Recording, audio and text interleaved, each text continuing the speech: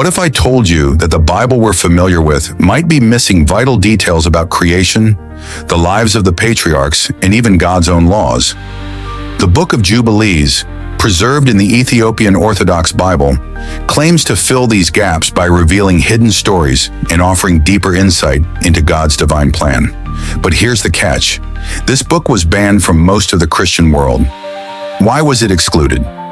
In today's video, we'll dive into the mysterious Book of Jubilees, also known as Little Genesis, and explore why its 50 chapters were left out of mainstream Christianity.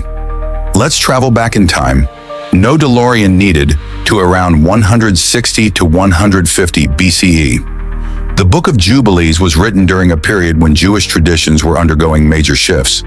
Imagine a scribe hunched over a scroll, scribbling furiously by candlelight, while his neighbor yells, "Keep it down, I'm trying to sleep." This book wasn't just a casual bedtime story.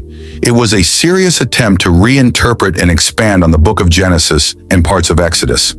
Scholars believe it was written in Hebrew, though we mostly have it in Ge'ez, or in ancient Ethiopian language today. The book gained popularity among certain Jewish groups, but was viewed with suspicion by others.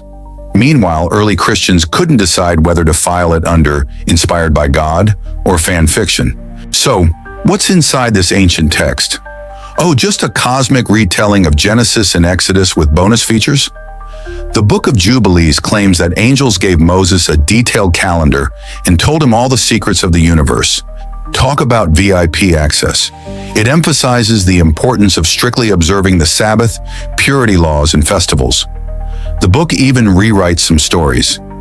Esau doesn't forgive Jacob, and Cain's wife magically appears without explanation. Awkward. It also introduces an elaborate angelic hierarchy, which makes it feel like reading the employee handbook for heaven, complete with manager angels and interns. This intense focus on law and cosmic order was both fascinating and, for some, a bit much. Kind of like that one friend who organizes their bookshelf by color and alphabetically. Now let's compare the Book of Jubilees with the Bible most of us know. Imagine Genesis as a movie and Jubilees as the extended director's cut, with extra scenes, deleted footage, and a whole subplot about angels. While Genesis gives a straightforward narrative, Jubilees fills in the gaps with details that make the stories more complex, sometimes too complex.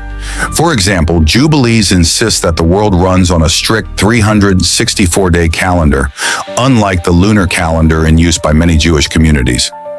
Basically, Jubilees said, "Your calendar is wrong.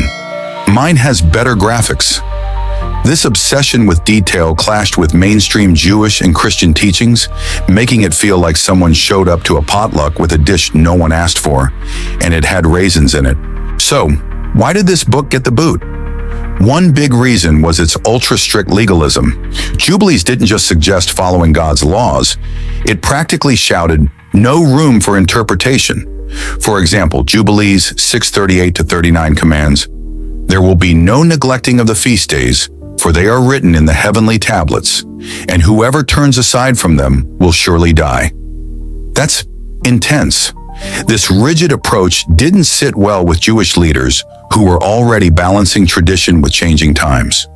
Early Christians, who emphasized grace and faith over strict law, thought Jubilees was like that one teacher who never curves the test. Another major issue was its exclusivity on the 364-day calendar. Jubilees 6:30 boldly claims, "There will be those who will make observations of the moon, but it disturbs the seasons and comes in from year to year 10 days too soon." Basically, it throws serious shade at the lunar calendar, creating friction with other Jewish sects.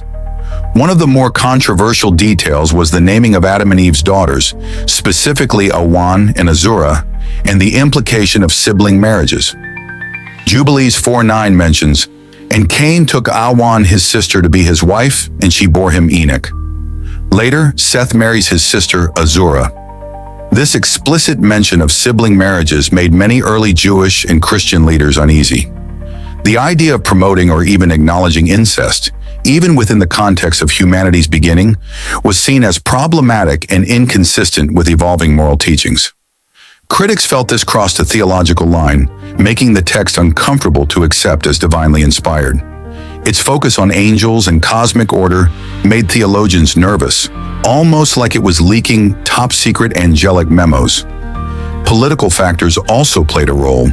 Powerful leaders influenced which texts made it into the Bible, and Jubilees didn't have the right connections. Imagine trying to get into an exclusive club without knowing the bouncer. Yeah, not happening. But wait, not everyone slammed the door on Jubilees.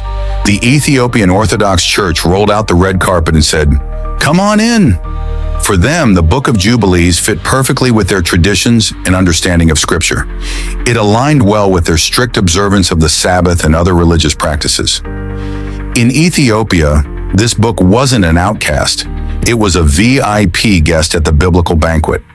This shows how different communities valued certain texts differently, depending on their spiritual and cultural needs. It's kind of like how some people love pineapple on pizza and others think it's a crime. Different tastes for different folks. The process of deciding which books made it into the Bible wasn't exactly a peaceful book club meeting. It involved intense debates, politics, and a bit of drama. Religious leaders had to balance theological concerns with political pressures. If a book stirred too much controversy or didn't align with the goals of influential leaders, it was left out. Jubilees, with its strict laws and angelic secrets, probably raised too many eyebrows. It's like trying to pitch a movie that's part documentary, part sci-fi, and part legal drama. Confusing and risky. Let's be honest. Jubilees stirred the pot. Its heavy focus on angels managing the universe made some theologians uncomfortable. Was it adding too much to the story? Was it giving away spoilers about heaven's inner workings? Some thought it bordered on heresy.